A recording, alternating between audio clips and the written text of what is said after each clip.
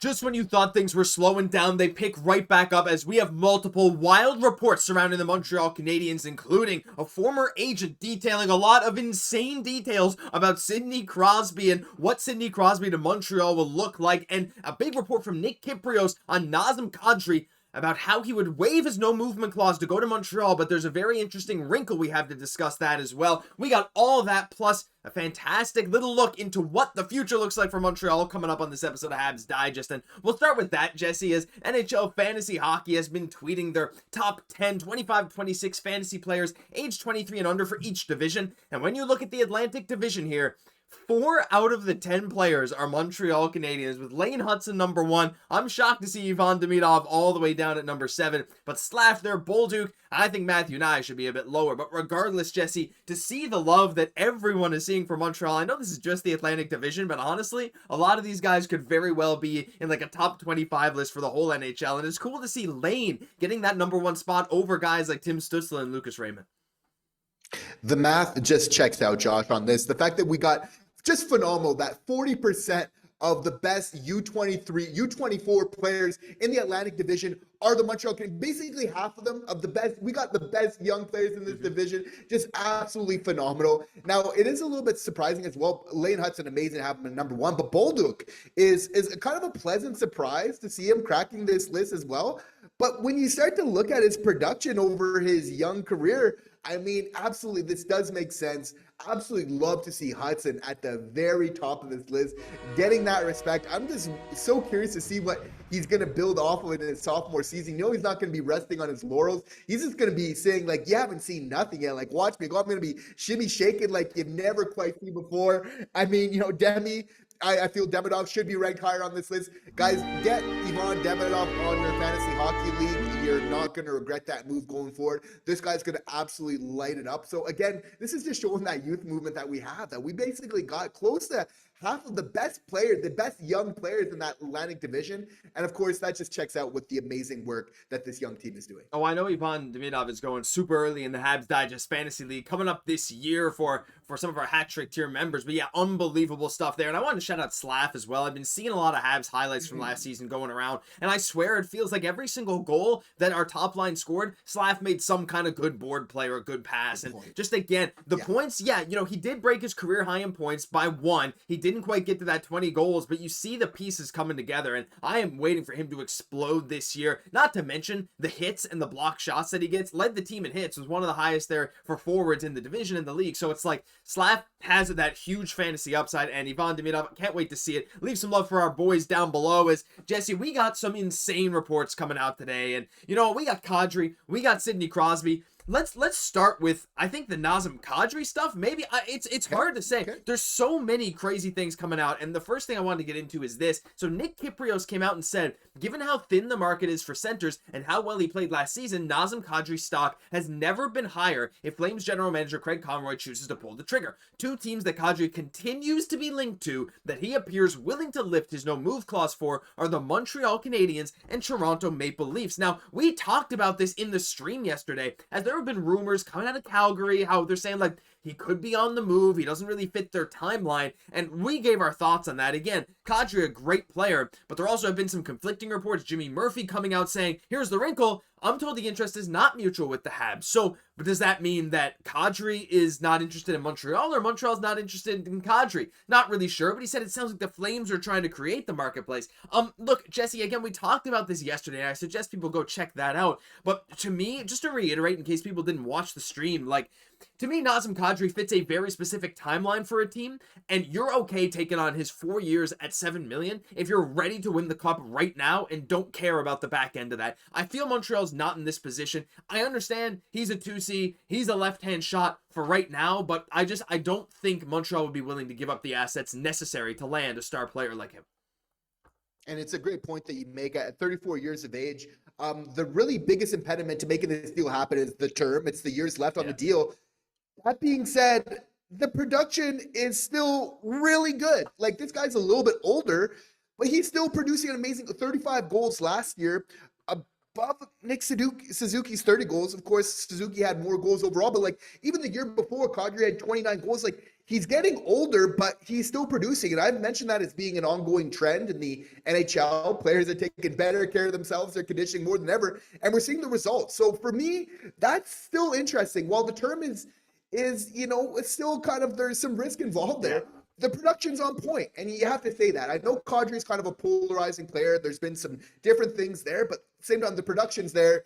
He's won a Stanley Cup. Amazing to see, though, that like Kadri, Dobson also being interested in joining the Montreal Canadiens. Like, somebody's going to have to stop Kent Hughes from blushing right now for like all the love that he's really getting around the league. Like, players, impact players, borderline star players, are interested in joining the Montreal Canadiens. Star players in Dobson. I say Kadri kind of borderline as well. I mean, with that production, I mean, he's playing like a star player lately. He is. The big thing, though, Josh, that really is interesting in this whole situation is if Calgary retains. Now, they're not retaining too much. It's only on Markstrom right now that they have a retention spot. And we know with the cap going up, that's the one thing that could make this deal happen. It's like, okay, he's got a lot of term, but you're chalking that down, chopping that to maybe $5-6 million. Like, that's more digestible. It's like, okay, the production's going down in the term that there's maybe a cost benefit analysis, which Kent Hughes is going to have to revise in all this, because again, that's a huge factor. If they're able to retain some salary, even though we got him for a lot of term, there's a world, Josh, where it makes, I know this is a polarizing player, but I want that production on our team. And sometimes, you gotta throw those punches. Another big kind of factor in all of this, and again, it's a tricky situation. Yeah. We really, here is that like, Calgary might not want to deal with Brad Treliving, who's the GM for the Toronto Maple Leafs. Kadri said he's willing to waive his no movement clause for one of those two teams. That's what makes the possibility of this trade like that much more probable, is the fact that probably doesn't want to make a move with Toronto. They've been skirting him left, right, and center, not trying to make moves with him.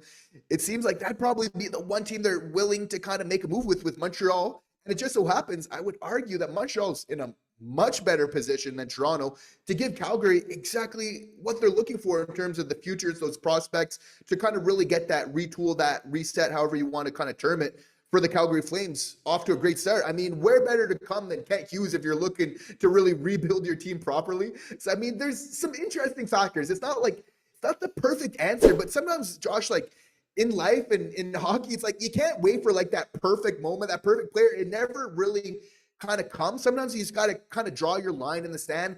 I'm still torn. I haven't come to my final conclusion. Hopefully we brought you guys some great points so you guys can come to your own kind of final decision on this as well. We'd love to hear from you below. Yeah, for sure. Like there's a bunch of factors in this. I mean, objectively looking at it, I'm not super sold if it's, that full cap hit for that full term. But like you said, like retention is rare, especially on a contract like this where they know they can get value for him. And if they retain, they're going to ask for a lot. If they're like, you want us to retain, you got to give us something serious. But there's always the third party team that can absorb some salary. Anyway, we see a lot of big trades like that go down where that can happen. And it's not an impossibility. Is it harder? Yeah. But like, again, we've seen Kent Hughes work some magic in the past. Can't wait to see what's going on here. Let us know your thoughts on Kadri down below. I see some mixed opinions online. We'd love to hear from you, but one guy that we're really not seeing many mixed opinions on is Sidney Crosby, unless you're a Pittsburgh Penguins fan, in which case they're basically saying, like, does Crosby need to get it tattooed on his forehead that he's not leaving just for everyone to believe him? Because look, you see Penguins fans, they are everywhere saying, like, no chance he's leaving. However, there was a very interesting tweet, and I'm gonna link it down below so you guys can go read it. It's in French, from David Xhekaj, and he's a former player agent, and he had this to say. Now, take this with a grain of salt, because he hasn't always had perfect sources, but it's very interesting because he does have inside connections in the NHL. Are the Habs a preferred destination for Crosby? The answer is yes. And I had to, as I had mentioned first several years ago on 91.9 Sports, BPM Sports, if it weren't for a former Habs player who strongly advised him against signing as a free agent with the Canadiens at the time, there was a good chance he would have been a Canadian for at least 8 years by now. Now, 8 years doesn't actually work if you do the math, but regardless, that's a bold thing just to say. First off, that is nuts in and of itself. But he went on to say that in his opinion, if the Penguins do not secure Gavin McKenna, if the Habs perform very well in the upcoming season, if the Habs still haven't acquired that coveted high-level 2C, I estimate without a doubt that the chances of seeing Crosby in a red, white, and blue jersey will be very, very high. Now, look, there's a lot to this, Jesse, a lot to break down, a lot of speculation this last part here, but the report about Crosby being interested in joining Montreal a while ago is interesting, even though he would have just been coming off a Stanley Cup win with Pittsburgh. What do you make of this whole situation? Because I read this today and I was taken aback, and we're like, we got to talk about this because this is one of the more crazy Crosby things I think I've seen this entire offseason. I mean, we're trying to shake the Crosby talk, but it just kind of keeps coming back around. Like, is Kent Hughes is the reason why he's holding out for the 2C for that slim chance that we get across? Like, probably not. There's like a 5% chance, but it still has to be part of Kent Hughes's thought process, at least just in the back of your mind of like, what's kind of the chances of that happening? I don't think he's trying to make his plans around Sidney Crosby. Do I think he's allowing himself just the thought of that possibility? You have to, I think, given the implications, given in the opening on this team as well. But like for me, David kind of made the point that he thinks that like Crosby would sign next year. For me, it's like if Crosby doesn't sign before the beginning of this next season coming up, like it's not happening. Like for me, the real move, if you're trying to tank, if you're Pittsburgh, would be getting rid of Crosby before the Gavin McKenna sweepstakes going forward. Like, and also on the Habs side, like I don't believe that Kent Hughes would like wait until next off season to make a move for like an aging Crosby at that point. It would make sense now because we haven't really found it, but I believe that other options would become available before and that he feel he could kind of maybe work with over time. Again, my biggest point on the whole thing with Crosby, more than anything else, I think just comes down to like pure class and the fact that Crosby, even though, you know, not everybody loves this guy is well loved around the league. And like, for me, I just feel like he's kind of a class act that the biggest reason he's not coming to Montreal is just not to step on Nick Suzuki's toes. He's been a young captain before in the league.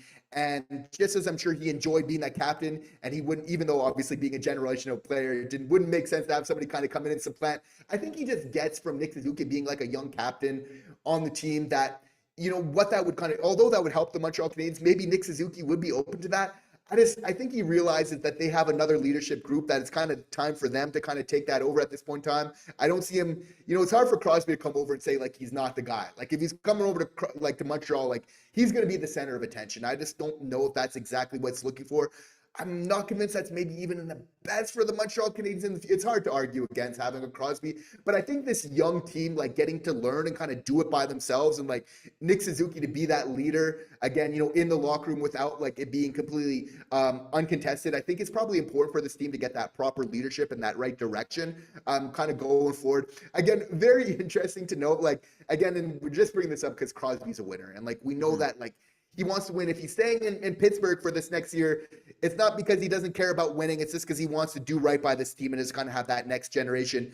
That being said, like, why not kind of leave Pittsburgh and then give them the best chance to really get that next heir apparent to him in a Gavin McKenna? You could argue that is potentially in the best interest for the Penguins in long term. Obviously, a very complicated situation. I don't think there's a huge likelihood, just again, class act Sidney Crosby, in my opinion. But at the same time, like, we have to say, like, if the Habs were to add Sidney Crosby, again, a little bit of hyperbole, it's like we go to being like one of the favorites in the East, in my opinion. Like for me, like I take our roster, I'm like, I like us like over like a Tampa Bay. Like, you know, like I'm like, we're right on like that type of tier where we're getting right to the top. Adding a Sidney Crosby onto this lineup, I think it would just be absolutely nuts. So of course, you know, it's nice to think of these implications. Yeah, for sure. And like, look, there's parallels too. Like, does Montreal want to make a move for an aging Crosby, giving up some assets for that short-term window because it would be cool? But does Crosby, is he willing to move or waive his no movement clause? Because at the end of the day, it's up to him, right? He's under contract for a few years. He's got his no move. He got to sign off, like you said. Like,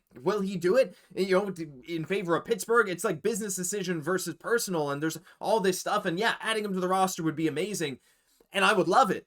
But again, it depends what the cost is. And we also have this final little thing here from Greg Wyshynski, just said on the sheet, you know, if the Penguins get off to the start we assume they're going to get off to, I think he moves on before the end of the season. That's my prediction.